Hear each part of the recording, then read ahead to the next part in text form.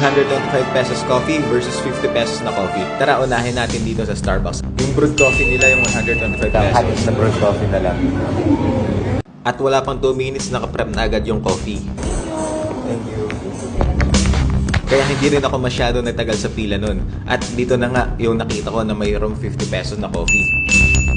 At Americano. At ito po. Hindi na. Katulad din kanina sa Starbucks, hindi naman ako ganun katagal nag-antay. Po. Sobrang init pala nung cup. At ang una kong tinikman ay yung 125 peso coffee. Dahil mahilig ako sa matatapang na kape. 4 out of 5. Ang next naman ay yung 50 pesos na coffee. Tapos tikman na natin. Ngayon lang ako naka-order dito sa coffee shop na to kaya hindi ko alam ang i-expect ko. Isa pa. At pagkatapos ko matikman yung 125 pesos na coffee at 50 pesos na coffee, Sa round na to. Itong 125 peso ng SB yung panalo dito. Itong isa, 4 out of 5 stars.